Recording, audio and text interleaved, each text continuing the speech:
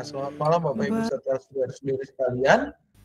Waktu di saya sudah menunjukkan sekitar pukul 7 tepat, belum lewat gitu ya. Jadi masih pukul 7 tepat Bapak Ibu serta saudara-saudari sekalian.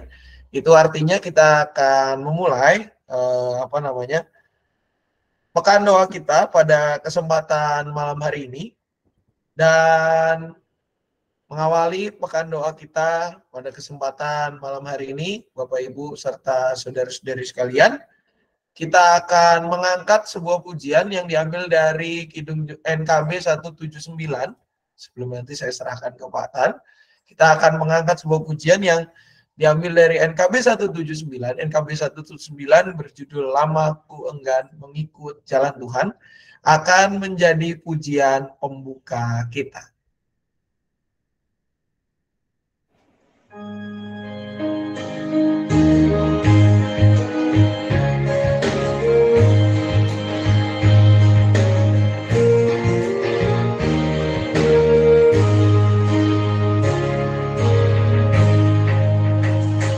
Lama ku enggan mengikut jalan Tuhan, hanya tertawa nafsu diriku, serta ku menandang penebus salib. Aku berserah kepada Rajaku, ingin kehendakmu kali sungguh indah. Ada damai, hilanglah keluh kesah, jiwa dapat berteduh dalam naungan Tuhanku, dan merasa perhentiannya. Setelah tubuhku dan jiwaku serahkan pada Tuhan dengan sungguh dan tetap, ku miliki rasa damai serta aman, meskipun di dalam jurang yang gelap. Ingin kehendakmu kali sungguh indah, ada damai, hilanglah keluh kesah, jiwa dapat berteduh dalam naungan Tuhanku,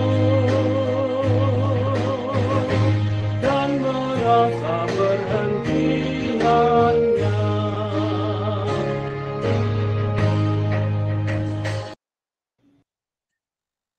Untuk doa buka dan renungan kita yang akan dipimpin oleh Pak Tan, saya serahkan kepada Penatua Tan Yunus. Terima kasih, Pak Samuel. Selamat malam, Bapak Ibu.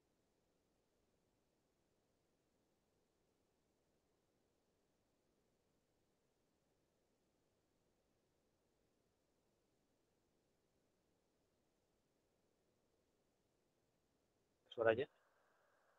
Masuk Ya, Pak, masuk. Masuk. Benar, Pak.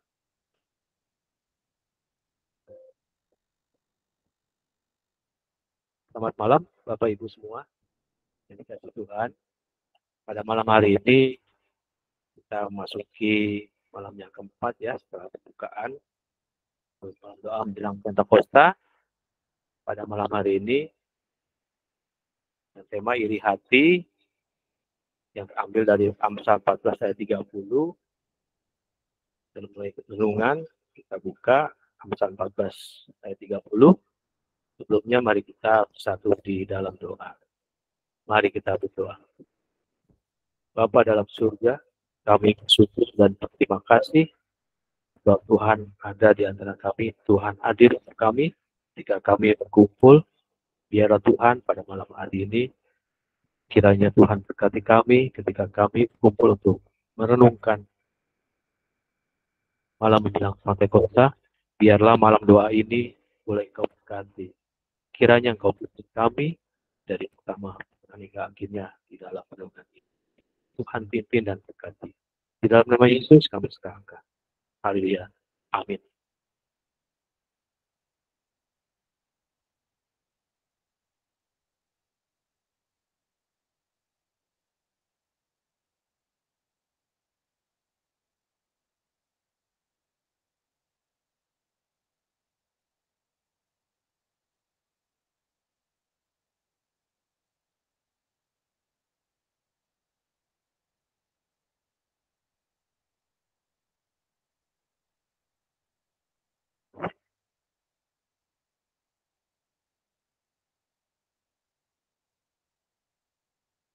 Bapak Ibu udah terlihat poinnya?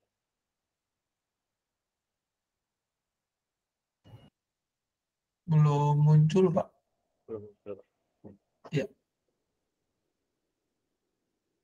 Ini coba di set present now yang window, Pak. Present now yang window. Iya.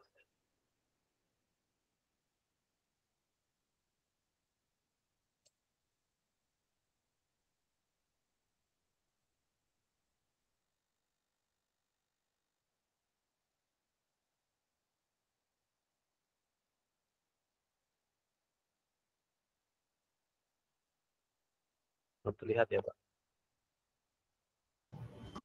Belum masuk sih, Pak. Di Bapak sudah keluar untuk ininya.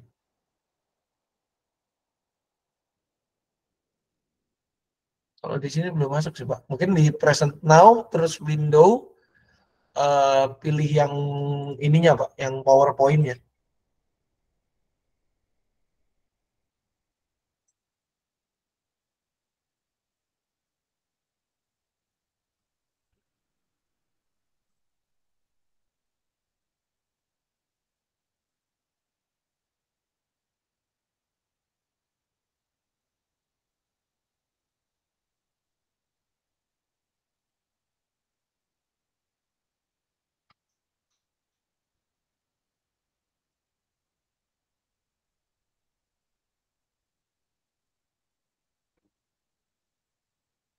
Atau dari saya bantu Pak Tan, ini filenya ada. Oh, ada, udah masuk nih Pak Tan. Sip. Ya. Oke. Oke, Pak ya. Coba saya cek dulu. Oh, salah Pak, bukan present screen. Nanti Pak Tan, saya present dari saya aja, nanti Bapak tinggal bilang next ya. Oke, Pak. Oke, Baik, Pak. Saya share now dulu. Oke.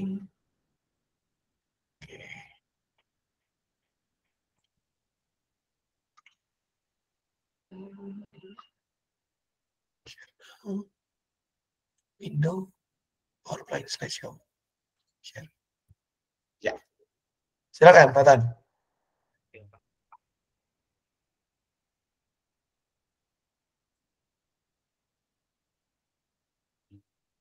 Iya, selamat malam Bapak Ibu semua. Tema kita pada malam hari ini adalah iri hati atau envy. Seorang filsuf Yunani bernama Herakleitos berpendapat bahwa iri hati bertahan lebih lama dibandingkan kebahagiaan. Jika dikaitkan dengan hidup sehari-hari, rasanya ungkapan ini benar adanya Bapak Ibu. Sebab rasa iri hati muncul dari natur alami manusia yang tidak mau bersaingi oleh pihak lain. Di gambar yang kita lihat, yang pertama ini, ketika kita dengan sama-sama diberi es, tetapi satu di antaranya melirik, merasa bahwa yang dipunyai oleh kawan sebelahnya lebih besar mungkin, lebih enak mungkin. Itu adalah natur alami yang manusia miliki. Walaupun sebagai manusia kita memiliki semangat yang untuk berkompetisi, namun ada kalanya kita berkompetisi dengan cara yang keliru, yang salah satunya diwujudkan lewat sikap iri hati kepada sesama, terkadang menghasilkan ungkapan-ungkapan yang tidak baik, yang semakin menunjukkan ketidakmampuan kita untuk bersaing secara terbuka. Sekaligus dengan kita untuk memperbarui diri dengan situasi yang ada. iri hati dalam iman Kristen, iri hati adalah perasaan yang tidak senang lihat orang lain memiliki sesuatu yang diinginkan. Ini dapat menjadi tantangan besar dalam kehidupan Kristen, mengajarkan kita untuk bersikap rendah hati dan mengasihi sesama. Kadang ungkapan-ungkapan di masyarakat yang sering kita dengar, yang beberapa saat di mana ada ungkapan yang mengatakan senang melihat orang susah, gitu ya, Bapak Ibu ya, yang kita sering dengar seperti itu. Next, Pak.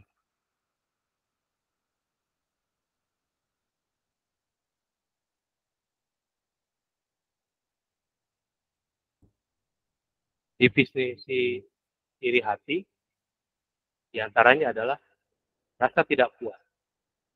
Nah, rasa tidak puas ini muncul dari rasa tidak puas dengan apa yang kita miliki dan keinginan untuk memiliki apa yang orang lain miliki. Kadang kita merasa orang lain lebih baik, mungkin lebih dari kita, itu yang merasa bahwa diri kita tidak puas. Selanjutnya adalah perasaan negatif. Iri hati melibatkan perasaan negatif seperti rasa pahit, kebencian, dan bahkan kemarahan terhadap orang lain yang kita rasa mereka memiliki hal-hal lebih baik dari kita.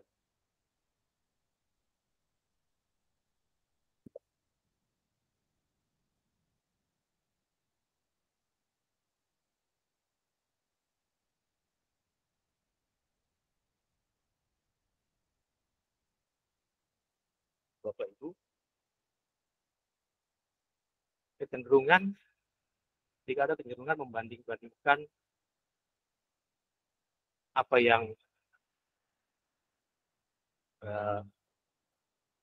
iri hati seringkali melibatkan kebiasaan membandingkan diri kita dengan orang lain dan merasa kita tidak cukup baik dari orang lain. Seperti yang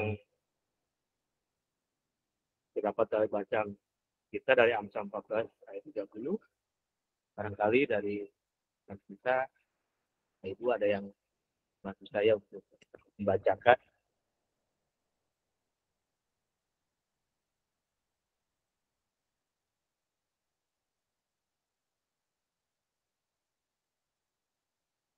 Saya yang bisa membacakan.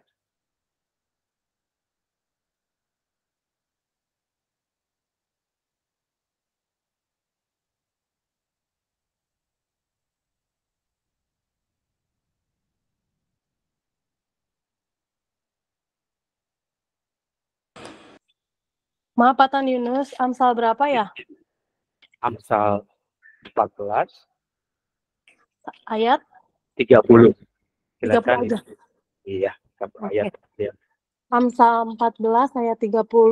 Hati yang tenang menyegarkan tubuh, tetapi iri hati membusukkan tulang. Iya, terima kasih Irin bantuannya. Ya, Bapak Ibu, lanjut lagi yang tadi dibacakan. Hati yang tenang menyegarkan tubuh, tapi ketika iri hati dalam ayat ini katakan membusukkan tulang. Kalau tulang yang sudah busuk barangkali harus perlu secara medis mungkin perlu diangkat atau perlu dioperasi begitu ya Bapak Ibu ya. Ada beberapa penyebab atau akar penyebab iri hati. Barangkali yang pertama di sini ego dan keserakahan. Iri hati seringkali berakar dari ego. Ego merasa kita yang berlebihan untuk keinginan kita untuk memiliki lebih dari orang lain. Ketika itu dilakukan dengan sportif, mungkin dalam bidang olahraga, akan berdampak yang positif. Tapi ketika itu dilakukan dengan keserakahan, itu akan merugikan diri kita maupun orang lain. Yang kedua adalah ketidakpuasan diri. Ketika kita tidak puas dengan diri sendiri, kita cenderung iri dengan prestasi atau kelebihan orang lain. Seperti mungkin di bidang olahraga, orang lain lebih, atau di bidang pendidikan mereka juara satu. Kalau kita lakukan dengan hal positif, kita berusaha untuk lakukan dengan baik, itu akan menguntungkan baik kita maupun orang yang kita anggap lebih baik. Tapi ketika kita melakukan dengan hal-hal curang, itu akan merugikan diri kita sendiri. Selanjutnya adalah rasa tidak aman. Iri hati juga dapat timbul dari rasa tidak aman dan ketakutan akan kehilangan sesuatu yang berharga. Sesuatu yang berharga dari kita miliki, kita mengalami rasa ketakutan yang tinggi, sehingga merasa diri kita tidak aman. Berikutnya adalah dampak iri hati dalam kehidupan iman. Yang pertama adalah menjauhkan dari Tuhan. Iri hati memecah hubungan dengan Tuhan dan sesama. Tentunya menghambat pertumbuhan spiritual kita. Jika kita menjauhkan diri dari Tuhan, kita akan merasa bahwa Tuhan menjauhkan kita. Padahal kita yang menjauhkan diri dari Tuhan. Tentunya hal itu dapat merusak persekutuan. Iri hati dapat menimbulkan konflik dan perselisihan di dalam komunitas iman. Kita akan berburuk sangka, kita akan menimbulkan rasa yang tidak baik di dalam persekutuan yang kita alami, kan di dalam pelayanan kita sebagai aktivis atau tergabung di dalam komisi atau kelompok kerja. Yang tentunya akan menghambat pelayanan. Iri hati dapat membuat kita lebih fokus pada diri sendiri daripada melayani Tuhan dan sesama. Kita akan sibuk dengan diri kita, dengan apa yang kita inginkan secara duniawi, sehingga menghambat pelayanan jauh dari Tuhan. Yang tentunya memicu dosa lain yang masuk di dalamnya iri hati, seringkali seperti kebencian, fitnah, dan kecemburuan.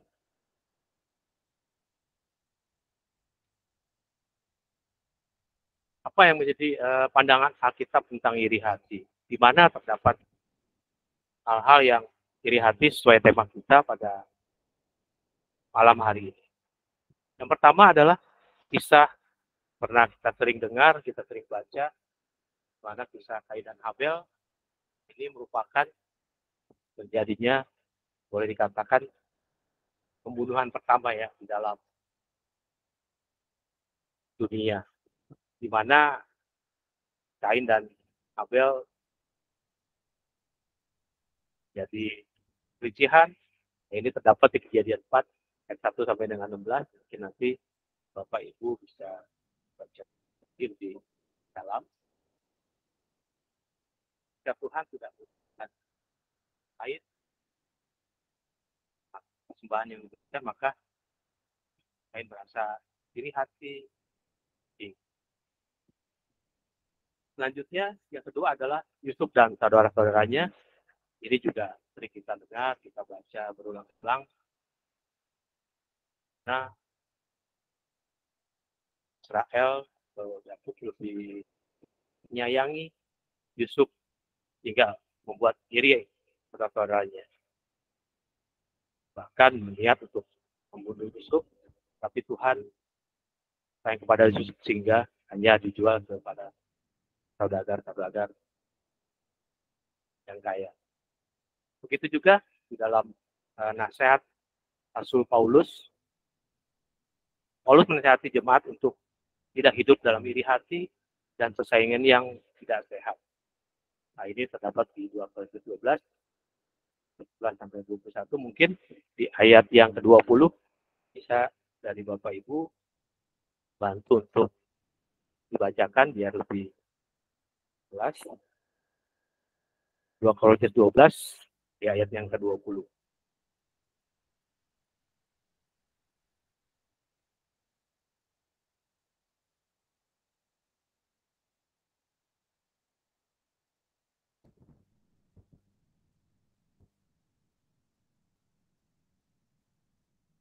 Adakah yang bisa membacakannya? Saya coba bantu. Oh, iya. Silakan, Bu Rai. Sebab aku khawatir bahwa apabila aku datang, aku mendapati kamu tidak seperti yang kuinginkan, dan kamu mendapati aku tidak seperti yang kamu inginkan. Aku khawatir akan adanya perselisihan, iri hati, amarah, kepentingan diri sendiri, fitnah, bisik-bisikan, keangkuhan, dan kerusuhan. Terima kasih. Terima kasih. Nah, ini semua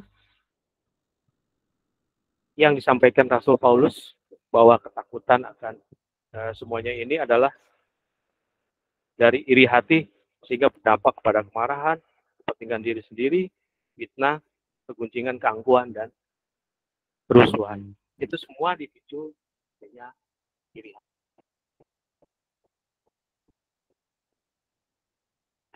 Bagaimana strategi kita mengatasi iri hati? Yang pertama adalah kita harus bersyukur, praktikkan syukur atas apa yang kita miliki dapat membantu mengurangi iri hati. Yang kedua, menerima diri. Menerima diri apa adanya dan tidak terus-menerus membandingkan diri dengan orang lain. Jika kita memiliki apa yang kita miliki saat ini, kita harus bersyukur dan menerima diri. Dan ketika pikiran iri hati itu ada, kita disarankan untuk berdoa. Membawa iri hati kita kepada Tuhan dalam doa. Dapat membantu kita mengatasi. Dengan bantuan Tuhan, Tuhan akan membantu kita. Tapi ketika kita menyampaikan itu kepada teman kita, manusia, atau orang lain, belum tentu hal positif yang diberikan, bahkan tidak menutup kemungkinan akan memanas-manasi atau lebih dan lebih lagi membawa kita kepada kebencian dan iri hati. Selanjutnya adalah kita harus mendekatkan diri kepada komunitas iman. Berbagi dan saling menguatkan dalam komunitas iman dapat menolong kita mengalahkan iri hati.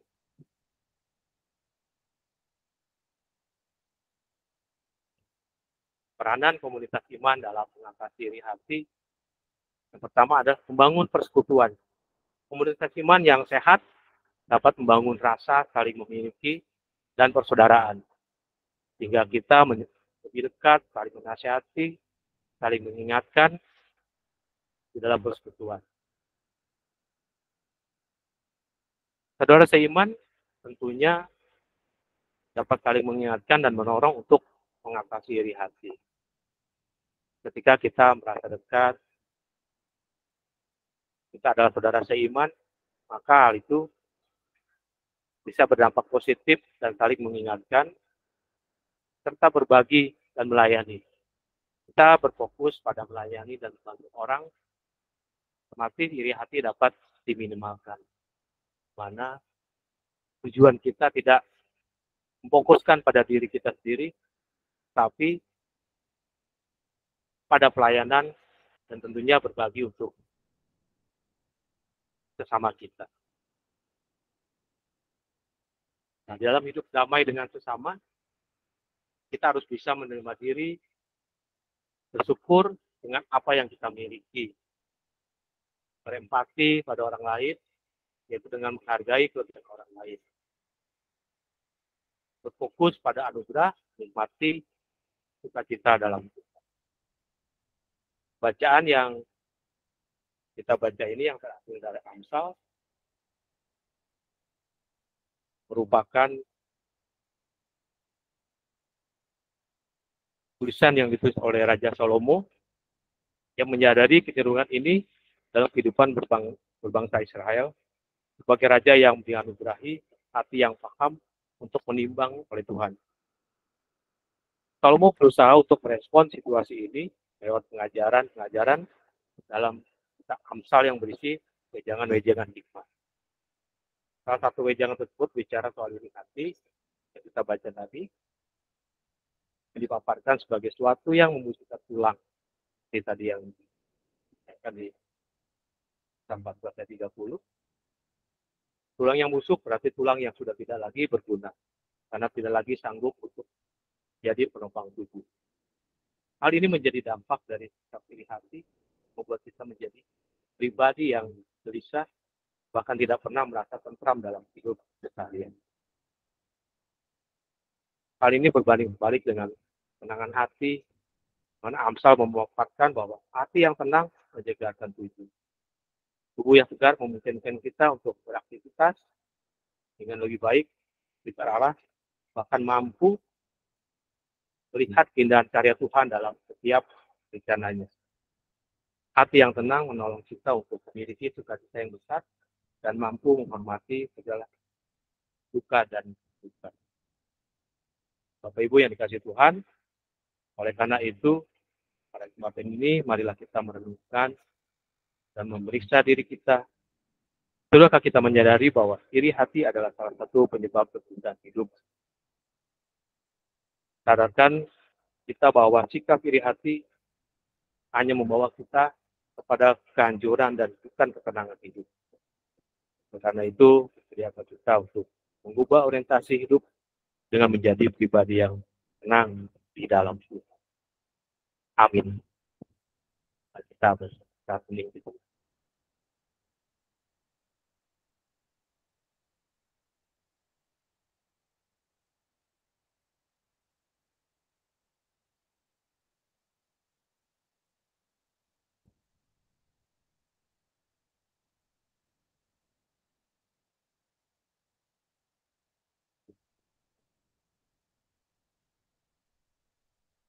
Dalam doa, ya. Silakan, Mantan, buat doa ininya. Iya. Selanjutnya. Ada pokok-pokok doa Bapak Ibu yang perlu kita doakan. Yang pertama mungkin malam doa selanjutnya ya, Bapak Ibu. Ya kita lanjutkan untuk anak-anak kita yang ujian untuk melanjutkan pendidikan kuliah. Yang pertama saya ingin minta bantuan Pak Hermanto. Ada Pak Hermanto.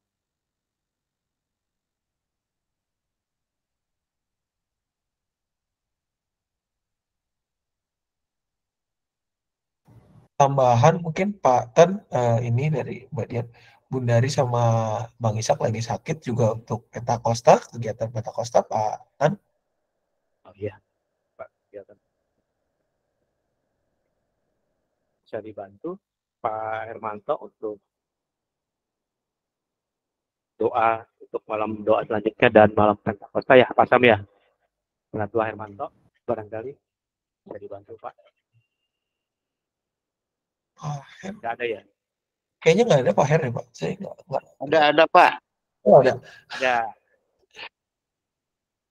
Pak Her ya bisa bantu ya Pak. Untuk malam-malam doa selanjutnya dan Pentakosta ya Pak. Baik Pak. Terima kasih Pak untuk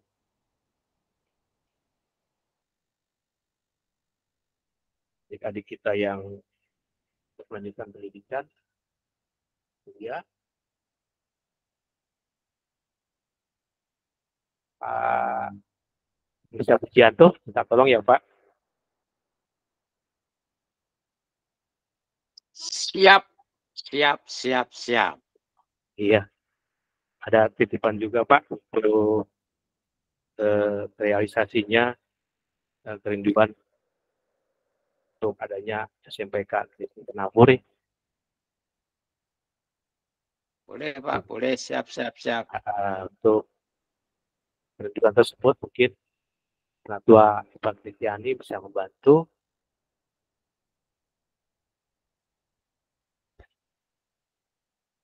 sehingga SBK Abu bisa terrealisasi. Ketua Eva, saya akan tutup untuk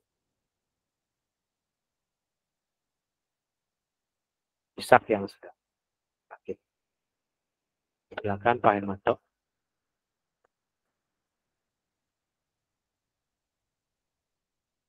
Baik Bapak Ibu, kita berdoa.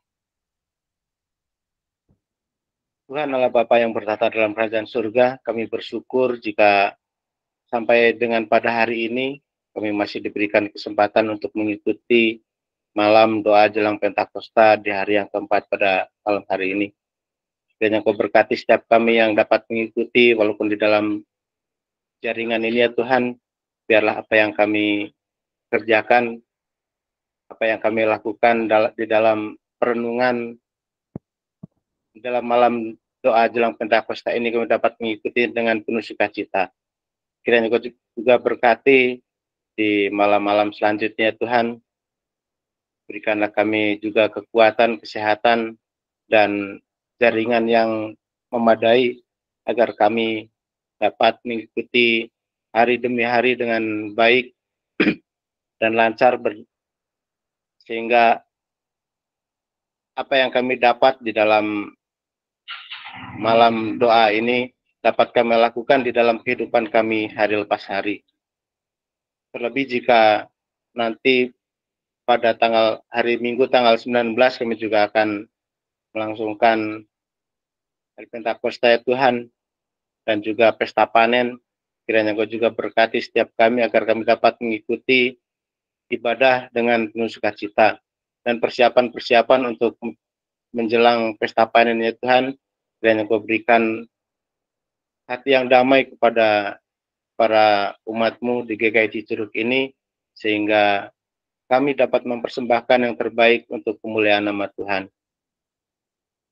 Ya Tuhan, inilah seruan dan doa kami yang hanya kami serahkan hanya di dalam nama Tuhan Yesus Kristus.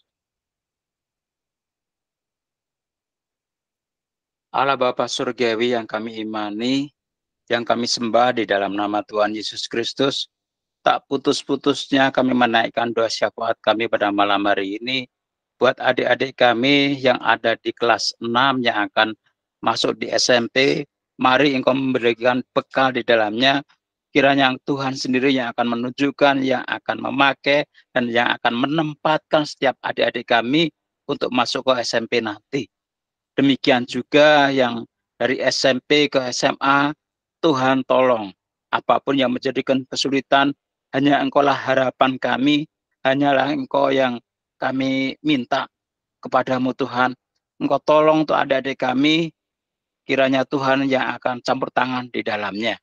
Kami bersyukur Tuhan juga yang akan menolong buat adik-adik kami yang sudah lulus dari tingkat SLTA Tuhan, yang akan meneruskan Tuhan tolong akan kehidupan mereka Tuhan. Jauhkan dari rasa khawatir, jauhkan dari rasa ragu-ragu Tuhan. Mari karena Engkau sendiri yang memiliki hikmat di dalamnya. Dan di dalam doa syafaat kami pada malam hari ini, tak lupa kami berdoa untuk BPK Penabur, kerinduan untuk mendirikan SMP nanti Tuhan. Engkau tolong segala sesuatunya Tuhan. Engkau tolong semuanya Tuhan.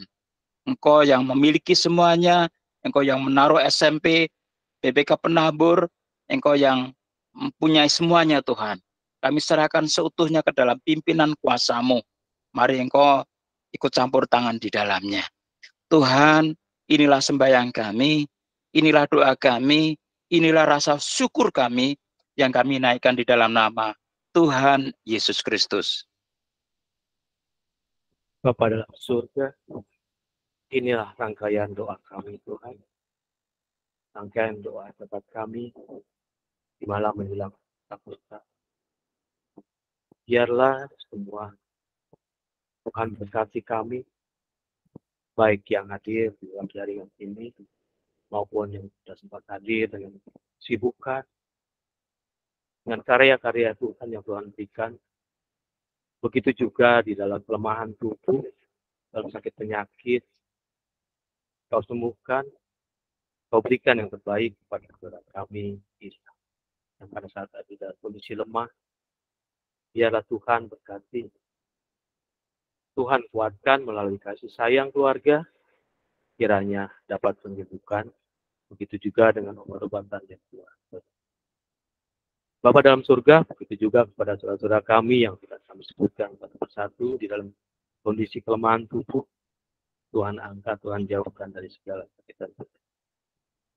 Bapa dalam surga, inilah rangkaian doa kami, doa sahabat kami yang jauh dari sempurna. Biarlah Tuhan berkati, Tuhan pimpin. Hanya di dalam nama Tuhan kami Yesus Kristus, kami berdoa dan mengucap syukur. Amin. Terima kasih. Saya kembalikan lagi ke Bapak Pendeta Samuel. Baik, terima kasih Pak Tan atas renungannya. Kita akan mengakhiri sebelum pengumuman. Kita akan menutup malam doa kita pada kesempatan malam hari ini dengan sebuah pujian penutup yang diambil dari Kidung Jemaat 467, KJ 467, Tuhanku bila hati kawanku, akan menjadi pujian penutup kita.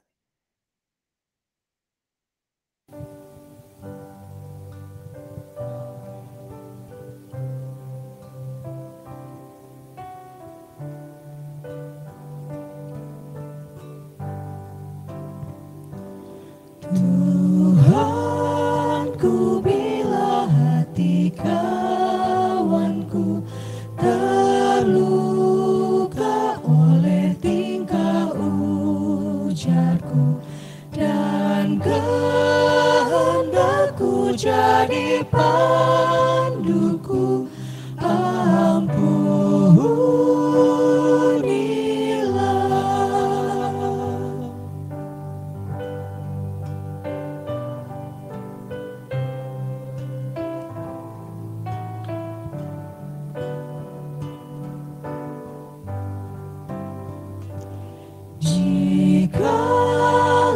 tuturku tak semena dan aku tolak orang berkesah, pikiran dan tuturku bercela,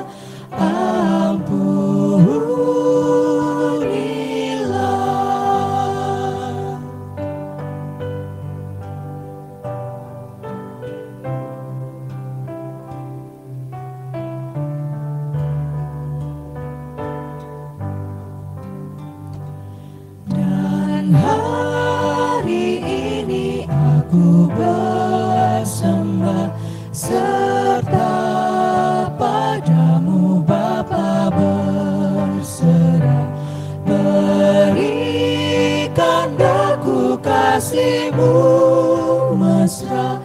Amin, amin.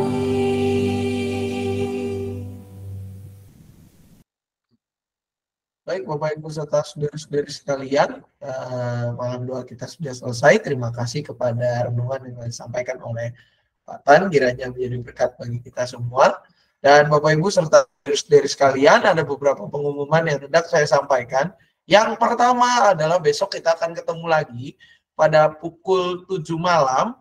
Ya, kita mulai pada pukul 7, harapannya Bapak Ibu bisa masuk 7:10, 7:05, dan juga mengajak rekan-rekannya. Dan secara khusus besok tanggal 15 kita akan dipandu renungannya oleh Penatua Krisdiana ya, dengan tema amarah atau wrath.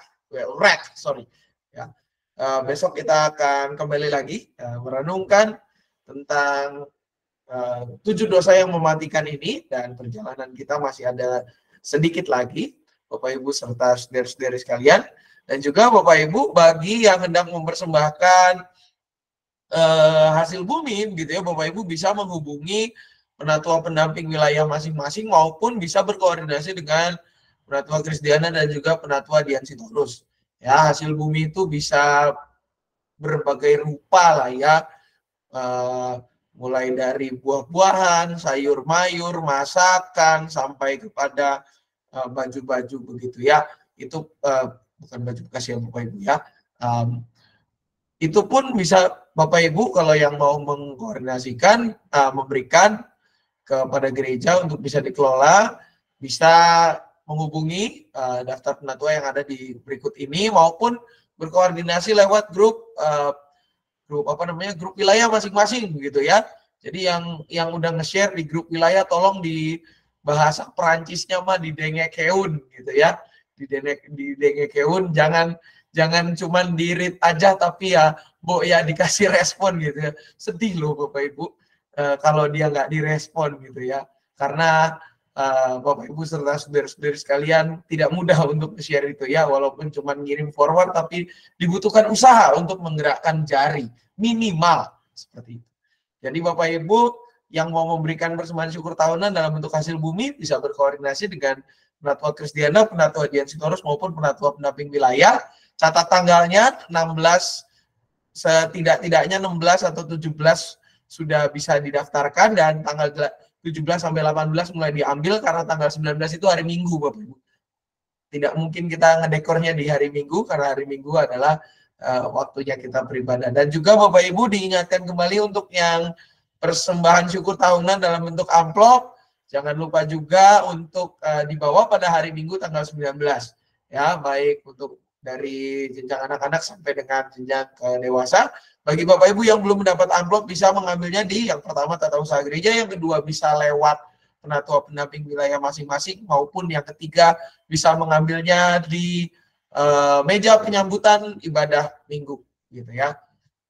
Juga untuk besok ada, kalau nggak salah hari Kamis ada senam lansia, Bapak Ibu bisa bagi Bapak Ibu yang untuk lansia yang rutin maupun infonya juga di luar lansia boleh begitu ya. Silakan hadir mulai pukul 8 di depan ruang KPK. Kita akan bersenam ria di situ, senam happy, bukan senam yang membuat kita sedih, tetapi senam yang membuat badan kita semakin segar dan membuat tulang kita menjadi bugar kembali begitu ya Bapak Ibu serta saudara-saudari sekalian. Apakah ada pengumuman tambahan dari yang pertama? Saya beri kesempatan Komisi Dewasa, dipersilakan. Ada pengumuman tambahan? Tadi? Tidak ada? Baik. Lanjut kepada lansia, selain daripada 29 ada HOT dan juga ada pemeriksaan kesehatan di sana yang mulai pukul 10. Ada pengumuman tambahan lansia? Nggak ada. Remaja ada pengumuman terkait BNN untuk ininya. Jangan lupa bagi Bapak Ibu orang tua remaja agar anak-anaknya dipersiapkan, karena pukul 7:30 pagi sudah harus berkumpul sudah harus berkumpul di gereja begitu ya Bapak Ibu semua, di area parkir ini untuk persiapan berangkat ke BNN, karena jam 8 sudah berangkat dan yang ketinggalan ya mohon maaf dengan berbesar hati harus ditinggal begitu ya, karena jam 8 tank kita harus berangkat, ibadah mulai jam 9 tepat di sana ya. Dan juga Bapak Ibu untuk yang komisi anak mungkin saya boleh dibantu rekan-rekan guru sekolah minggu, ada pengumuman untuk aktivitas minggu ini, mau kalau nggak salah membawa buah gitu ya, mungkin Ci Imel atau Ci Irin atau Bu Samtini atau rekan-rekan GSM di sini yang bisa memberikan keterangan tambahan, dipersilakan. Oh, dipersilakan.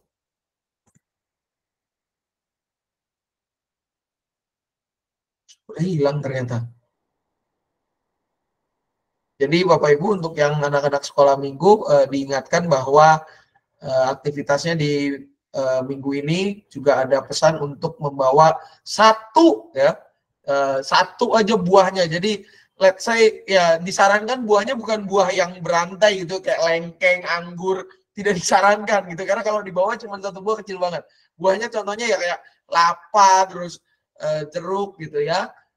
Maupun sejenisnya untuk dibawa, karena nanti akan dijadikan aktivitas untuk minggu ini memperingati Pentakosta. Dan juga untuk keterangan lebih lanjut silakan menghubungi guru sekolah minggu kelas masing-masing atau bisa menghubungi majelis pendamping komisi anak gitu ya.